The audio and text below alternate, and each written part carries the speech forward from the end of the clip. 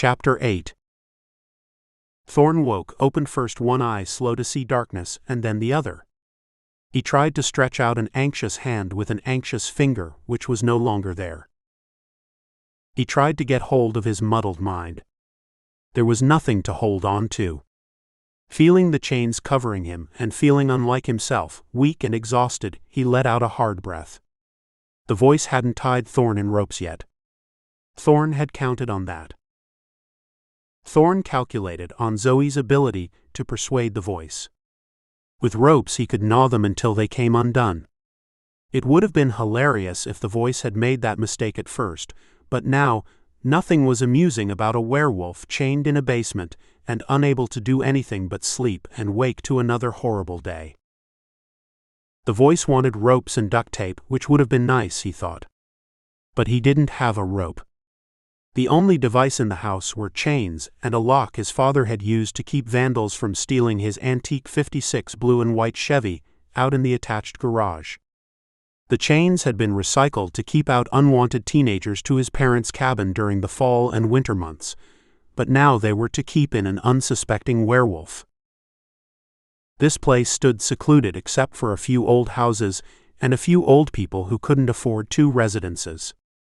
The voice's parents could afford that, and more, and when the voice needed a place to run to, he would go there.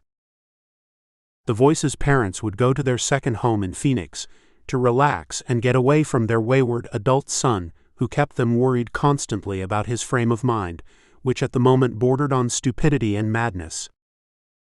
This place was perfect for getting drunk with his friends who had been his buddies in high school, some of the same failures like him, some of the same losers like him, some of the same fuck-ups like him, not the ones he had met in college.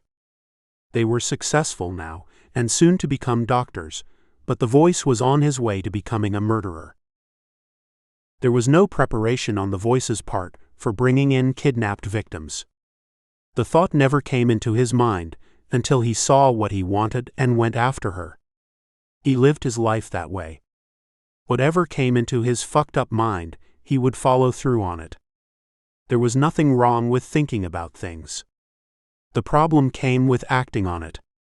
He had thought of the kidnapping on the spur of the moment. One minute he was thinking about fucking a woman, and the next he was thinking about killing her and her husband. So he didn't think about ropes, he improvised with the chains.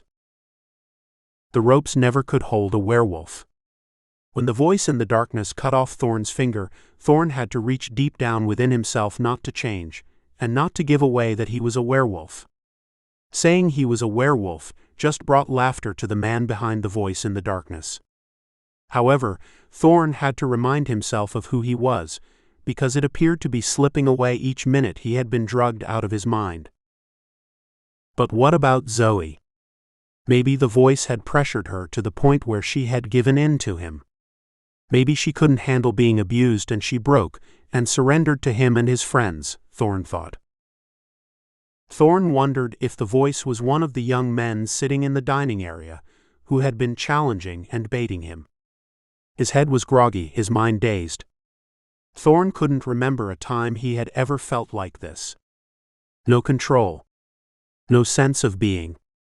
Whatever the voice had given him, it had dulled the pain, and was keeping him medicated to the point where he didn't feel anything, and he didn't need to eat or drink water.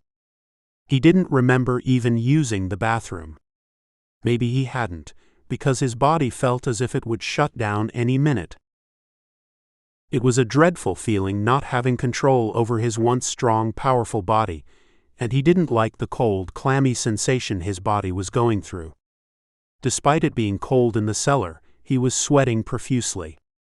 He didn't feel the large drops of sweat beading on his forehead until they fell on his hand, and even then he wondered about the water dropping continuously.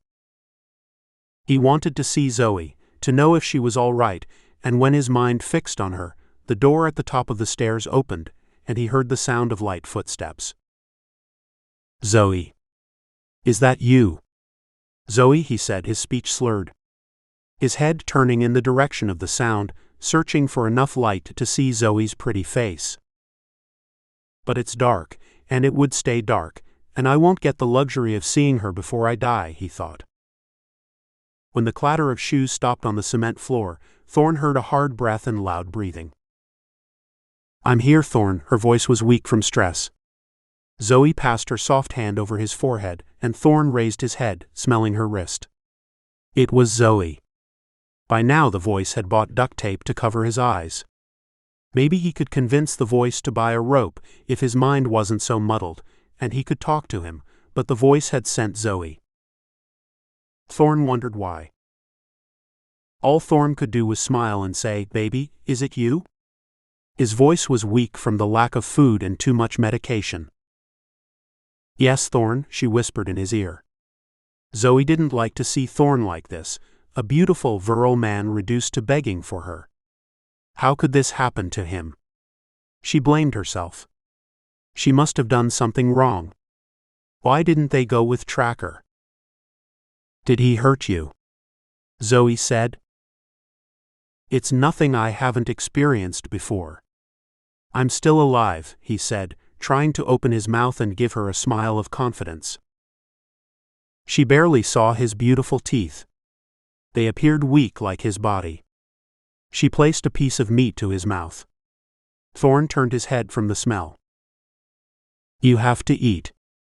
Eat this for me. You need your strength." Thorn tried eating once more. His mouth hurt. His teeth hurt, but he ate one small piece at a time. The medication had to be wearing off. Now he could feel pain. A piece of beef, but he hadn't eaten in over a week. He would have to eat fresh meat soon. He looked pale in the dim light of the room. She whispered, "It may take time for me to find the key to that lock, but I'll do it. But you have to be strong enough." "He has friends," she whispered as if he could hear her. "Convince him to buy a rope. He may get suspicious. That's my only chance to free me and you. He's planning on killing me, and I don't know what he would do to you." Zoey had known that without Thorn saying it. Hearing the sound of Thorn's weak voice, she knew she had to act soon, or it would be over for both of them. Thorn took another bite, even though he wanted to vomit up the cooked food. "I'll get you a steak next time and I won't cook it, but he's watching at me all the time, and I get nervous around him." "I love you, Zoey." "I know. I love you more than you can ever know, Thorn." He could only barely nod his head, as it jolted to the right and fell forward. She repeated his name for him to know who he was. He could never forget that he was the son of Lysel, a werewolf, the last of a dying breed, and because of that he knew that he had to survive. He had to go on and have pups and grow his pack, and he wanted no other female but Zoey to give birth to his offspring. Because of that, he would find a way to survive. She crouched and kissed him on his lips, stood, held his hand, then left him. When she reached the stairs, she walked slowly up the creaky wooden steps. She needed time to think about how to handle the voice. When she raised her head, standing in the opening with the light streaming down, a gruff voice came from the doorway. "Hurry up. I have something for you to do. I want my food. You're wasting your time with a dead man." And the voice laughed louder than before. When she reached the door, Thorn's heavy head raised to see under the duct tape. He saw a sliver of light and a silhouette of Zoey. He saw the man grab her and pull her into the light, then close the door with a bang, and after that there wasn't any light. Thorn was left languishing, thinking about what would happen next. Zoey had to face her plight.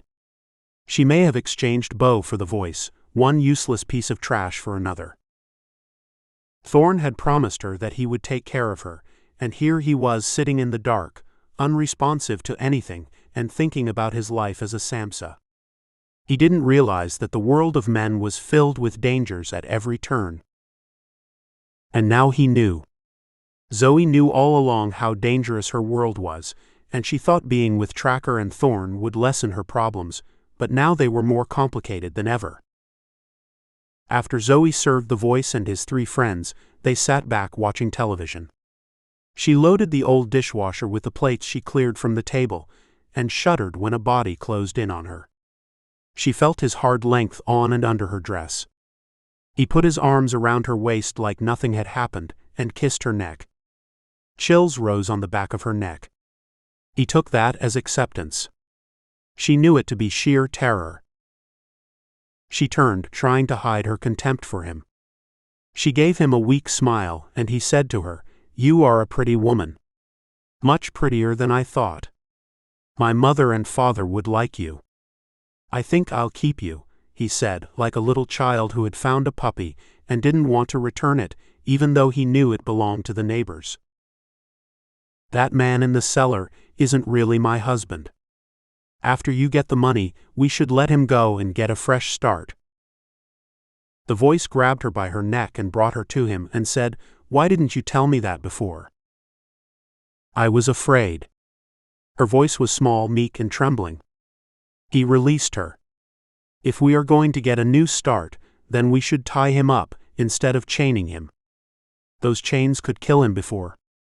Zoey didn't finish. She looked at the voice's cold, dark eyes as they lit up. "You keep him drugged, so why does he need to be in chains? The chains are making him sick. They are too heavy. His skin is turning blue. He can't do anything or go anywhere. You want him alive, at least until you get some money?" "What money?" "His family is rich. Didn't you know that?" "Of course I did." A lie. Zoey had dealt with men like the voice all her life. First with Bo and then his friends. They all wanted her, and she had to learn how to play them against each other, to keep the abuse at a minimum, or to the point where she could tolerate it. Her thoughts about Bo always centered on how she could get away from him, and when she saw her chance, she took it. Now the game had taken on a new set of players, and she had to start all over again if she wanted to survive. She had used her body to survive with Bo and his friends, but now she had to use her cunning and body, and she didn't know if it would work, and if it did, she didn't have a plan for later. Zoey sucked in a small breath. She let him get close to her by moving a few inches closer to him. She saw the flush in his cheeks. He was attracted to her, but he tried to pretend in front of his friends that she was just another fuck, someone to tie up, beat, and fuck her when he got bored. The voice let his friends stick around in case he needed help. They hoped he would get tired of Zoey and offer her to them, but he was greedy and didn't want to share someone as pretty as Zoey, just like he didn't want to share her with Thorn. Now she was his and he wouldn't let her go, but he might go along with letting Thorn go, but not the way Zoey wanted. He said, "I'll think about it. Before we leave, maybe I'll get a rope." And he gave Zoey a kiss on her lips. He pulled her close, then turned her around and patted her behind hard, like she was his wife. "Now take a bath and be ready for me tonight. We're dropping off that finger and a ransom note early tomorrow morning. You're going with me. I need some company. Can I stay here?" "Do you think I'm stupid?" Zoey shuddered because she thought he was onto her. "I don't want to come back here and find that my boys have raped you. You're mine. All mine." She had heard Bo say that when he was dating her, and she knew the implications of that. He had plans to do unspeakable things to her.